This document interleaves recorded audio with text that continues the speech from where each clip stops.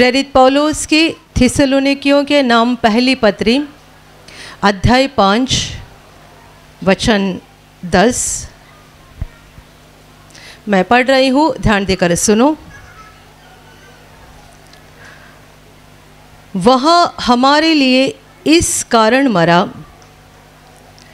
कि हम चाहे जागते हो चाहे सोते हो सब मिलकर उसी के साथ जिए। Hallelujah, hallelujah, hallelujah, hallelujah, hallelujah. प्रेरित पौलुस बता रहा है वहाँ अर्थात यीशु मसीह हमारे लिए इस कारण मरा कि हम चाहे जागते हो चाहे सोते हो सब मिलकर उसी के साथ यानी यीशु के साथ जिए। Hallelujah, hallelujah, hallelujah, hallelujah. मेरे प्यारे भाइयों और बहनों, परमेश्वर का पुत्र यीशु मसीह मनुष्यों के उद्धार के लिए इंसान बनकर धरती पर आया और हमारे पापों को उठाकर उसने क्रूस पर बलिदान किया। पापी मानवता के लिए ये बलिदान होना अवश्य था, क्योंकि हर कोई अपने अपने पाप के बोझ के नीचे इतने दब गए थे कि हर कोई शैतान का गुलाम बन गया था और किसी को अनंत जीवन की कोई उम्मीद नहीं थी। Hallelujah, hallelujah, hallelujah. मनुष्य एक शारीरिक व्यक्ति है और आत्मिक भी है, पर पापों की वजह से आत्मिक जीवन मरा हुआ रहता है और शारीरिक जीवन की ओर पूरी तरह से अपना ध्यान देता है और नहीं समझता कि मेरा धरती का जीवन खत्म होने के बाद आगे क्या हो जाएगा। पर सच्चाई ये है कि मनुष्य का सच्चा जीवन मरने के बाद ही शुरू होता है। धरती पर ये केवल हमारा पल भर का समय है।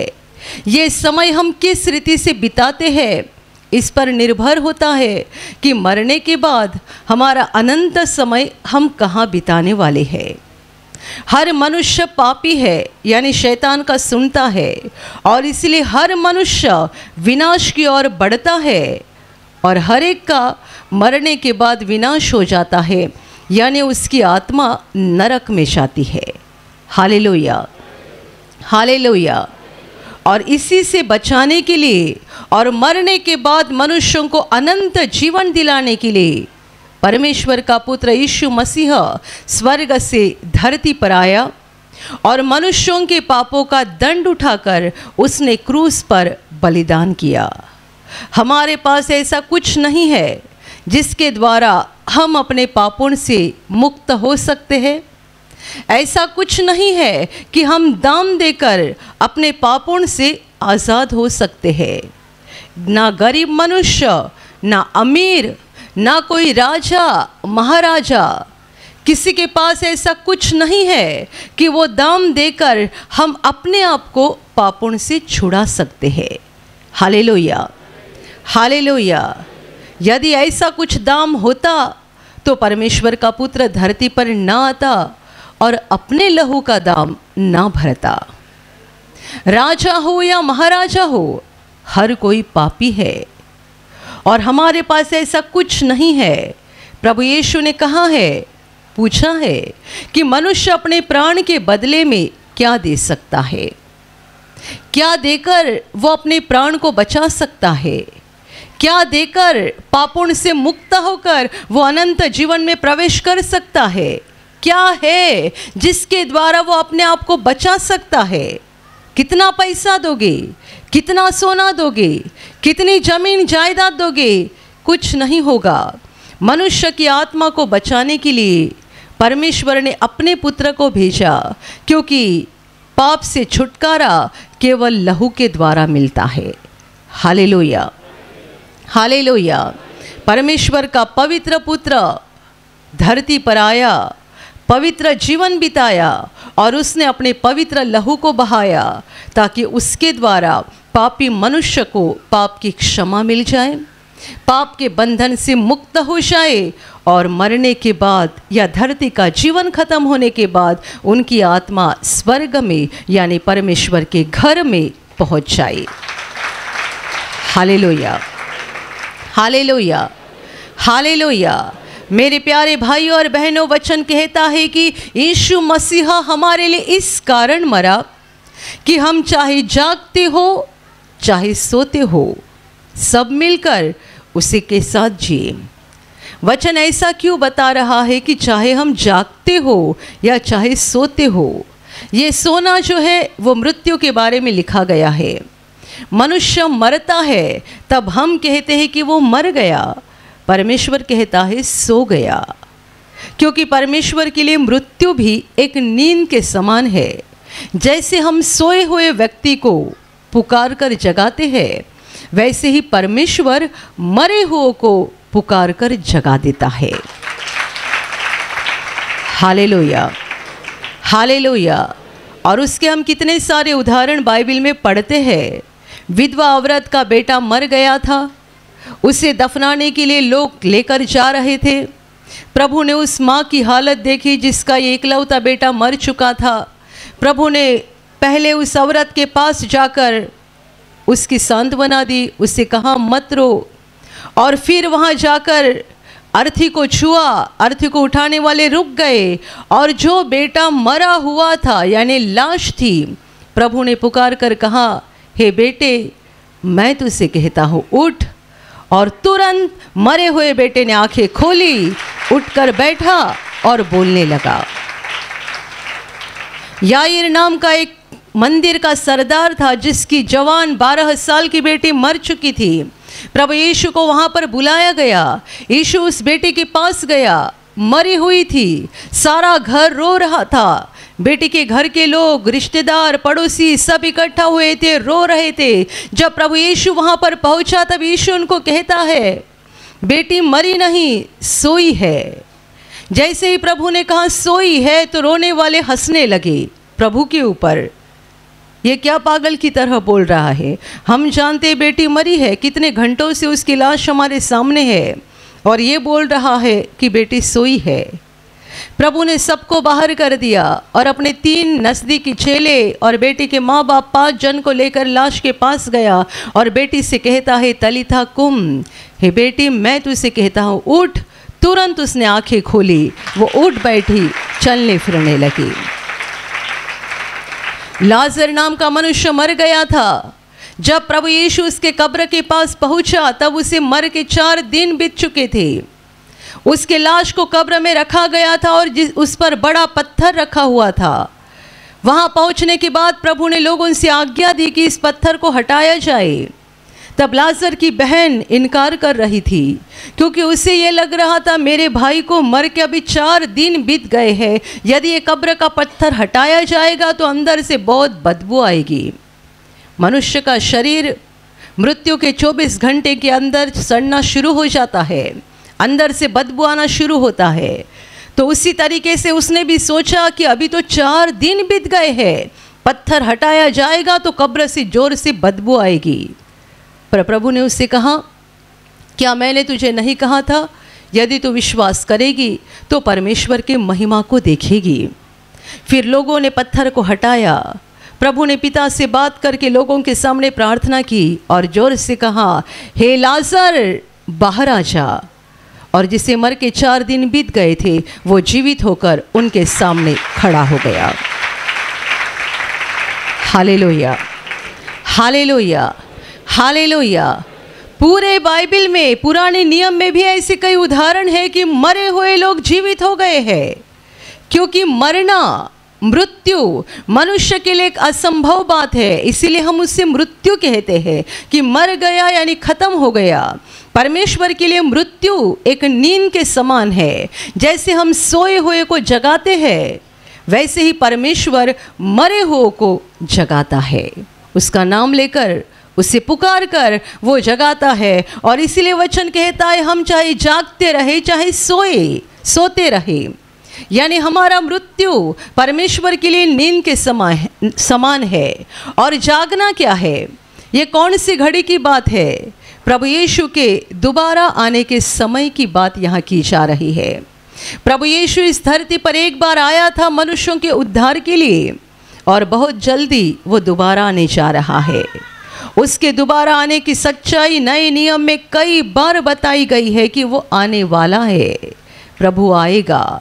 एक बार आया था, वो मनुष्य के रूप में पैदा हुआ था। एक कुंवारी के द्वारा उसने संसार में जन्म लिया था। वो बालक के रूप में पैदा हो गया, और जैसे इंसान बढ़ते जाते हैं वैसे वो उम्र में बढ़ता गया। 33 साल वो इस धरती पर रहा। उसके ज़िंदगी के आखिरी 3 साल महत्वपूर्ण थे, जिसमें वो इज़राइल के गांव गांव नगर नगर घूमकर उसने परमेश्वर के राज्य का प्रचार किया, शैतान के कामों को नष्ट किया, लोगों को चंगा किया, अंधों की आंखें खोली, गूंगे को बोलने की शक्ति दी, मरे हो को जिंदा किया, रोने वालों के आंसुओं को पोंछा, और बहुत सारे अद्भुत काम कर दिए, अनगिनत अद्भुत काम कर दिए। और उम्र के 33वें साल मनुष्यों के पापों का दंड लेकर उसने क्रूस पर बलिदान किया। वो क्रूस पर मरा, पर मरे हुए हालत में ज़्यादा समय नहीं रह सका, क्योंकि यद्यपि वो परमेश्वर है तो उसे ये संभव नहीं है कि मृत्यु के अधीन रहे। वो मृत्यु के अधीन नहीं रह सका, ना ही मृत्यु उस पर प्रबल हो पाई। प्रभु हमें मुक्त करने के लिए क्रूस पर मरा, पर वो मृत्यु से पार होकर तीसरे दिन जीवित हो गया। इससे ये साबित हो गया कि मृत्यु प्रबल नहीं है, हमारा प्रभु प्रबल है। वो मरा और तीसरे दिन जिंदा हो गया। 40वें दिन आसमान में चला गया, चेलों की आंखों के सामने ऊपर आसमान में गया, क्योंकि उसने कहा था वो वहीं से आया है और वहाँ उसको वापस जाना है। वो वहाँ चला गया, पर उसने अपने जाने से पहले ये बात बताकर रखी है कि वो दोबारा आने जा रहा है। जिस घड़ी प्रभु आसमान में उठाया गया, उसी घड़ी वहाँ स्वर्गदूत खड़े थे। उन्होंने भी चेलों को कहा कि वो आएगा। जिस तरीके से आपने उसको आसमान में जाते देखा है, वैसे ही वो आएगा। इसका मतलब दोबारा वो मनुष्य के रूप में पैदा नहीं होगा, एक बालक के समान जन्म नहीं लेगा, परंतु वो आसमान से आएगा। और आने का मकसद क्या है? उस पर विश्वास किए हुए और उस पर विश्वास करके जिन्होंने पापों की क्षमा पाई है, उनको उठाकर वो अनंत जीवन में लेकर जाएगा। Hallelujah, hallelujah, hallelujah. मेरे प्यारे भाइयों और बहनों, जब प्रभु यीशु मसीह धरती पर आने वाला है, तब संसार की हालत ऐसी रहेगी कि पहले ही बहुत सारे लोग विश्वास में होकर मर गए हैं। 2000 साल पहले ये भविष्यवाणी हो चुकी है कि यीशु मसीह दोबारा आएगा। उसके बाद से लेकर आज के दिन तक कितने सारे लोग यीशु पर विश्वास करके मर गए हैं। वास्तविकता में वो मरे हुए नहीं है, वो बस अपनी आत्मा में विश्राम ले रहे हैं। उनका विश्राम का समय चल रहा है। जब प्रभु आएगा तब कितने सारे विश्वासी लोग पहले ही दुनिया की नज़र में मरे हुए हैं, और प्रभु आएगा उस घड़ी कई विश्वासी लोग जीवित रहेंगे अपने शरीर में। इसीलिए पौलुस कहता है, हम चाहे जीवित हो चाहे सोते हुए हो, हम चाहे जीवित हो चाहे नींद ले रहे हैं, यानी संसार की नज़र में हम मरे हुए हैं, हम सब मिलकर प्रभु के साथ जिंदा रहेंगे। Hallelujah, hallelujah, hallelujah. ये बहुत बड़ा वादा है। कैंसर से चंगाई, टीबी से चंगाई, दमा से चंगाई, हर बीमारी से छुटकारा, हर बंधन से छुटकारा, हर दुख से मुक्ति, इन सबों से बढ़कर ये वादा है, अनंत जीवन का वादा।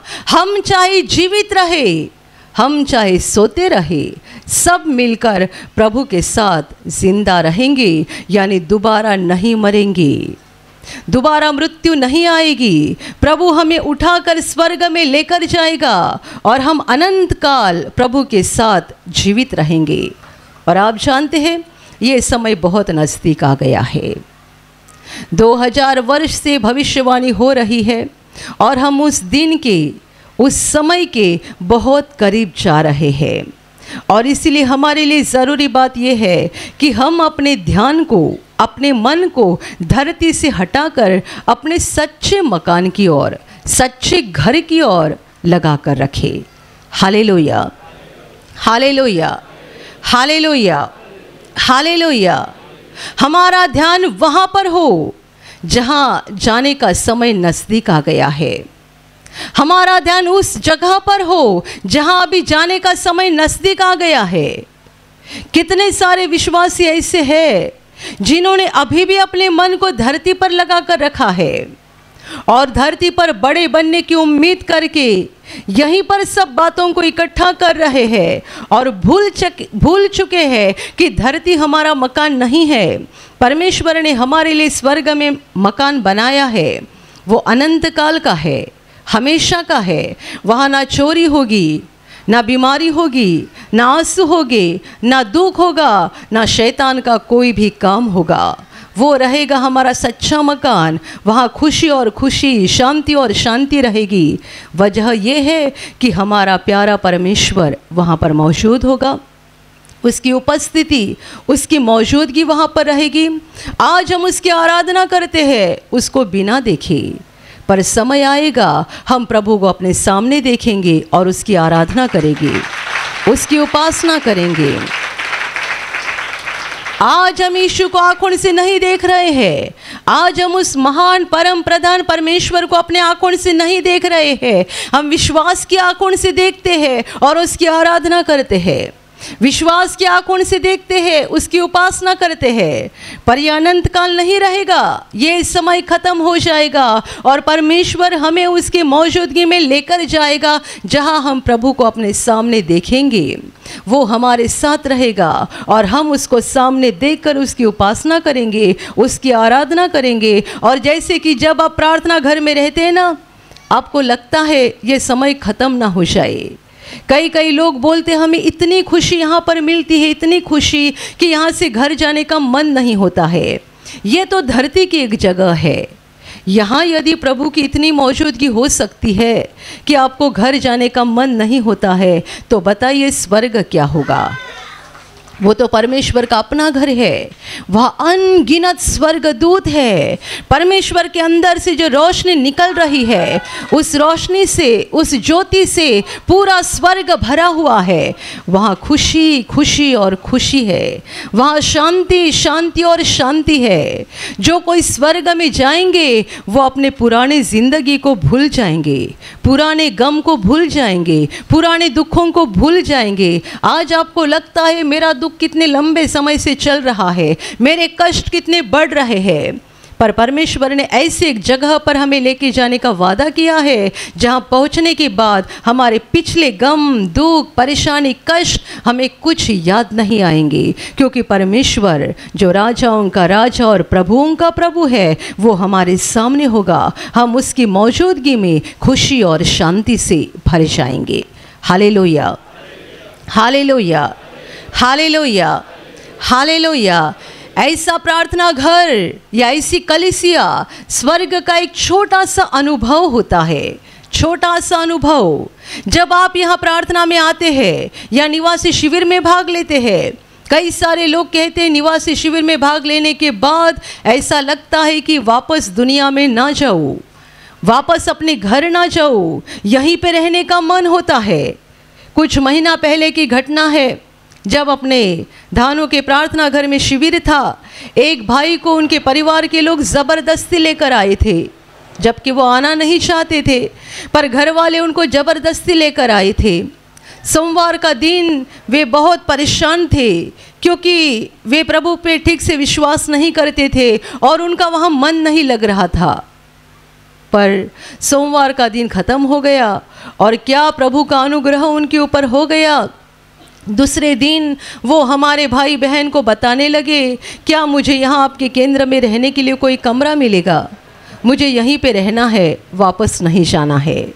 बुधवार का दिन शिविर ख़त्म हो गया तो भी वो बता रहे थे, मुझे यहाँ कुछ दिन के लिए तो रख देना, एक कमरा तो मुझे दे देना, मैं आपका भाड़ा दे दूँगा, पर मुझे यहाँ रख देना, मुझे यहाँ से बाहर जाने का मन नहीं हो रहा है।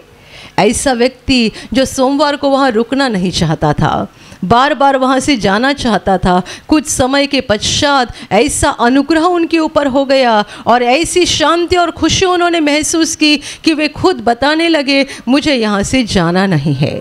Hallelujah, hallelujah. बुधवार के दिन सारे शिविर के लोग निकल गए और ये यहाँ वहाँ कर रहे थे, हमारे भाषा में टाइम पास कर रहे थे, क्योंकि वो बोल रहे थे मुझे यहाँ से बाहर जाने का मन नहीं हो रहा है। आप समझ सकते हैं, ऐसा प्रार्थना घर एक स्वर्ग का छोटा सा अनुभव है, छोटा सा अनुभव। यहाँ यदि इतनी खुशी लगती है तो जब हम सच्चे स्वर्ग में जाएंगे, परमेश्वर के घर में, मकान में पहुँचेंगे, तब बताओ कितनी खुशी होगी, कितना आनंद होगा। और परमेश्वर ने हमसे उस जगह पर जाने का वादा किया है। Hallelujah, hallelujah, hallelujah, hallelujah, hallelujah. वो महान परमेश्वर नहीं चाहता है कि हम हमेशा दुख उठाते रहे, हमेशा कष्ट में रहे। हम बाइबल के पहले किताब में, उत्पत्ति के किताब में पढ़ते हैं कि जब आदम ने उस फल को खाया जिसे परमेश्वर ने खाने के लिए मना किया था, उसके बाद परमेश्वर ने उसको बगीचे से बाहर कर दिया। परमेश्वर ने ये कहा, यदि इसे मैं अभी बाहर ना निकालूं तो जीवन के वृक्ष के फल को वो खाएगा और कभी नहीं मरेगा।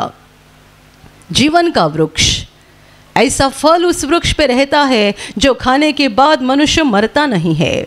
तो परमेश्वर ने ये सोचकर आदम को बगीचे से बाहर निकाला कि अभी अपवित्र बन गया है, अशुद्ध बन गया है, पापी बन गया है, और ऐसी हालत में यदि उसने जीवन वृक्ष के फल को खा डाला तो ये कभी मरेगा नहीं, और यदि मरेगा नहीं तो अनंत काल तक पाप करते जाएगा, अनंत काल तक दुख उठाते जाएगा और अनंत काल तक परेशान होते जाएगा। इसलिए परमेश्वर ने उसको बाहर कर दिया ताकि इसका मिट्टी का शरीर मिट्टी में मिल जाएगा, ये मर जाएगा और पापों की क्षमा पाकर अनंत जीवन में प्रवेश करेगा, जहां वो दोबारा दुख या कष्ट में नहीं गिरेगा। Hallelujah, hallelujah. अदन की बटिका से मनुष्य को बाहर करने के पीछे परमेश्वर का प्रेम था, उसकी करुणा थी कि मनुष्य अभी पापी बन गया है और पापी हालत में यदि उसने जीवन वृक्ष के फल को खा डाला तो अनंत काल पाप करते जाएगा और अनंत काल आंसू बहाते रहेगा। इससे बचाने के लिए तो परमेश्वर ने उसे बगीचे से बाहर कर दिया। Hallelujah, hallelujah. यह परमेश्वर का प्रेम, यह परमेश्वर की दया। वो नहीं चाहता है कि हम अनंत काल आंसू बहाते रहे, वो नहीं चाहता है हम हमेशा बीमार रहे, हमेशा परेशान रहे, हमेशा आंसू बहाते रहे। मेरे प्यारे भाइयों और बहनों, परमेश्वर हम में से हर एक के ऊपर प्रेम करता है और इसीलिए वो चाहता है कि एक दिन हम उसके घर में पहुँचे और उसकी मौजूदगी में अनंत काल खुशी से रहे। इसलिए अपने पूरे ध्यान को स्वर्ग की ओर लगाओ।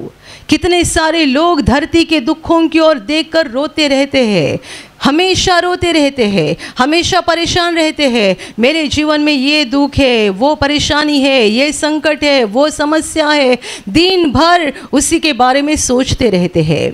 पर यदि आपने यीशु पर विश्वास किया है और आपका उद्धार हो गया है तो आपका ध्यान वहाँ लगना चाहिए और आपके मन में ये सोच होनी चाहिए, मेरे जीवन में चाहे कितने भी कष्ट क्यों ना हो, कितना भी दुख क्यों ना हो, ये पल भर का है, बहुत जल्दी ख़त्म हो जाएगा। मेरा प्रभु बादलों पर सवार होकर आएगा और मुझे उठाकर लेकर जाएगा और मैं उसकी मौजूदगी में अनंत काल रहूँगा। Hallelujah, hallelujah, hallelujah, hallelujah. कई बार हमारे जीवन के कष्ट और हमारे जीवन के दुख इसीलिए परमेश्वर रहने देता है ताकि हम सीधे चलते रहे। जब मनुष्य के जीवन में कोई कष्ट नहीं होता, कोई दुख नहीं होता, कोई परेशानी नहीं होती, वो सीधे चलते चलते टेढ़ा चलना शुरू कर देता है। यदि उसके ऊपर कोई बोझ नहीं है, कोई दुख नहीं है, कोई समस्या नहीं है, तो सीधे चलते चलते वो टेढ़ा चलना शुरू करता है। पर जब उसके जीवन में कुछ कष्ट बने रहते हैं, कुछ समस्याएं, कुछ दुख बने रहते हैं, वे टेढ़े नहीं चलते हैं, सीधे चलते रहते हैं। हालेलुया।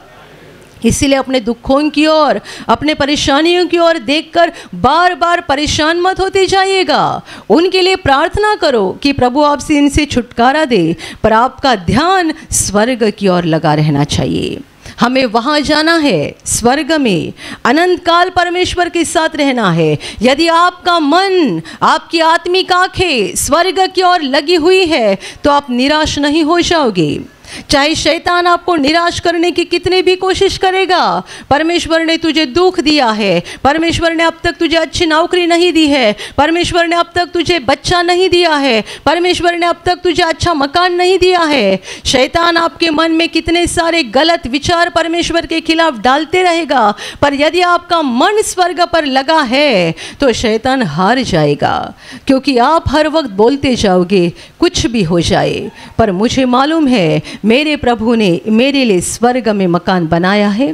मैं अनंत जीवन में जाने वाला हूँ, मैं अनंत जीवन में जाने वाली हूँ, और अनंत काल परमेश्वर की मौजूदगी में हम रहने जा रहे हैं। यहाँ के दुख, यहाँ के कष्ट, यहाँ की परेशानियाँ पल भर की है।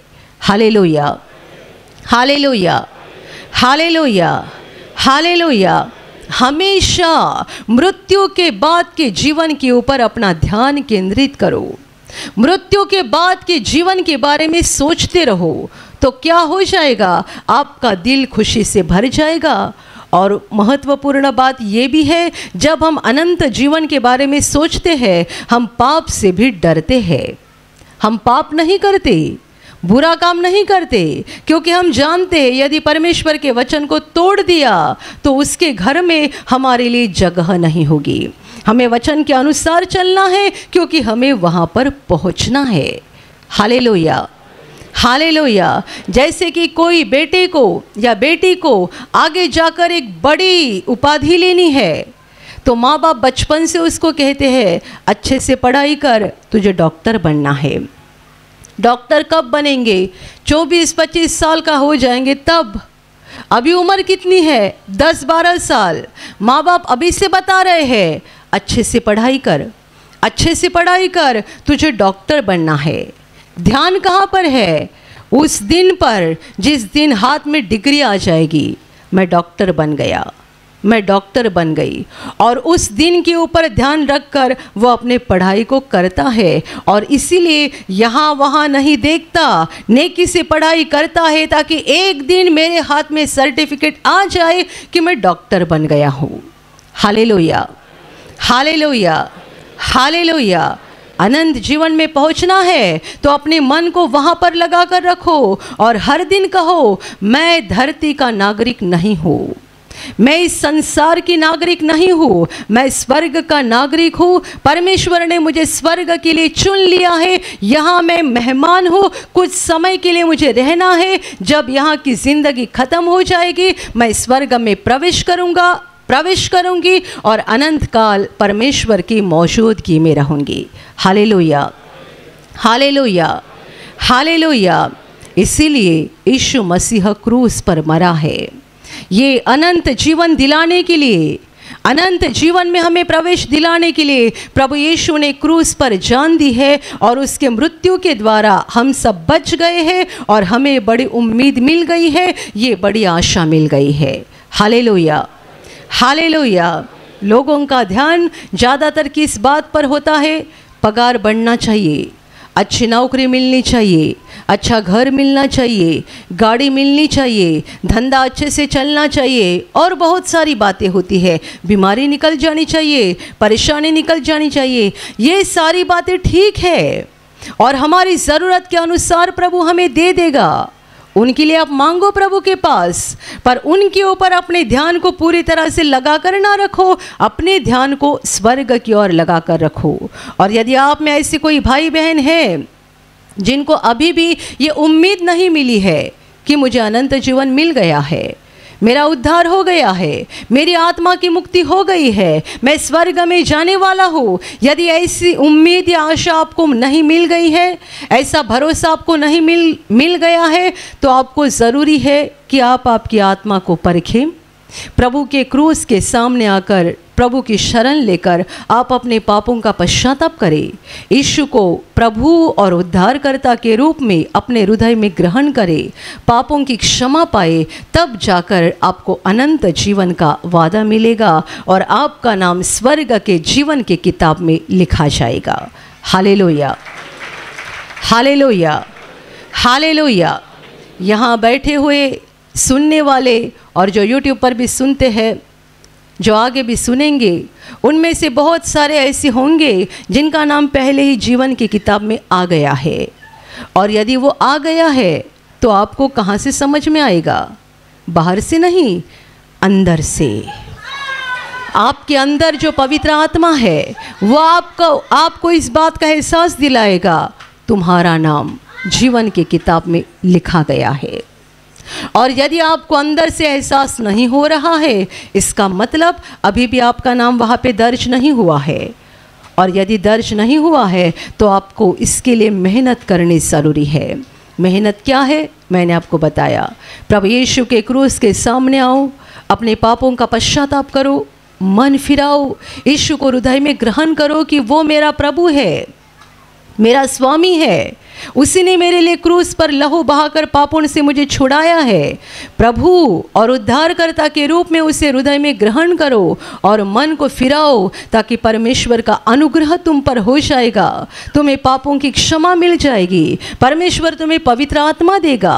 और जब आपको पवित्र आत्मा मिल जाएगा, वो आपको अंदर इस बात का एहसास दिलाएगा कि अभी तुम्हारा नाम जीवन की किताब में लिखा गया है। Hallelujah, hallelujah, hallelujah, hallelujah, hallelujah. ये एहसास आपको अंदर से होना चाहिए। ये शारीरिक बात नहीं है, आत्मिक बात है। और इसका एहसास अंदर होता है, बाहर से नहीं। Hallelujah, hallelujah. कोशिश करो, परिश्रम करो कि एक दिन अनंत जीवन में हमारा प्रवेश हो जाए, हमारा नाम जीवन की किताब में लिखा जाए। मरने के बाद हमें नरक में नहीं जाना है, उस दुष्ट शैतान के साथ नहीं जाना है। नरक परमेश्वर ने शैतान के लिए बनाया है, उसके दूतों के लिए बनाया है। हमें वहाँ नहीं पहुँचना है। जिसने हमें बनाया, जीवन दिया, धरती पर भेजा और जिसने हमारे लिए क्रूस पर जान देकर हमारी आत्मा का उद्धार किया है, उस महान परमेश्वर के घर में हमें पहुंचना है और अपना अनंत काल उसकी मौजूदगी में बिताना है। Hallelujah, hallelujah, hallelujah. और अभी प्रार्थना करने का समय है।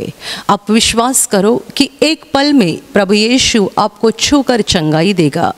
एक पल में वो आपके जीवन का दुख निकाल देगा और आपके आंसुओं को खुशी में बदल देगा, क्योंकि उसके लिए असंभव कुछ नहीं है, अनहोनी बात एक भी नहीं है। प्रभु यीशु आज भी जिंदा है। 2000 वर्ष पहले वो शरीर रूप में धरती पर था, आज शरीर रूप में नहीं बल्कि आत्मा के रूप में है। और दुनिया के कोने कोने में जहाँ जहाँ लोग विश्वास के साथ उसको पुकारते हैं, उसके पास प्रार्थना करते हैं, उन सबों की पुकार को प्रभु सुनता है, उन्हें चंगा करता है, उनके आंसुओं को पोंछ देता है और उनके जीवन को खुशी से भर देता है। आप भी इसी विश्वास के साथ आपके बीमार भाग पर हाथ रखो, और यदि वहाँ हाथ नहीं रख सकते हैं तो अपने सीने पर हाथ रखो। प्रभु यीशु के नाम से इसी क्षण आपके शरीर की सारी बीमारियां निकल जाए। यीशु के नाम से आपके जीवन का सारा दुख निकल जाए। शैतान का हर एक काम आपके जीवन से और आपके परिवार से पूरी तरह से नष्ट हो जाए। यीशु के नाम से, प्रभु यीशु के नाम से शैतान का सारा काम आपके जीवन से नष्ट हो जाए। सारी दुष्ट आत्माओं को प्रभु यीशु के नाम से मैं आज्ञा दे रही हूँ, इसी क्षण इन्हें छोड़कर निकल जाओ और वापस उनमें नहीं आना। इसी क्षण प्रभु का महान सामर्थ आपके ऊपर आ जाए, प्रभु का महान सामर्थ आपके ऊपर आ जाए, प्रभु का महान सामर्थ आपके ऊपर आ जाए। इसी घड़ी पवित्र आत्मा की खुशी आपके दिल में आ जाए, पवित्र आत्मा की शांति आपके दिल में आ जाए और आपका जीवन स्वर्ग की रोशनी से भर जाए। आमीन।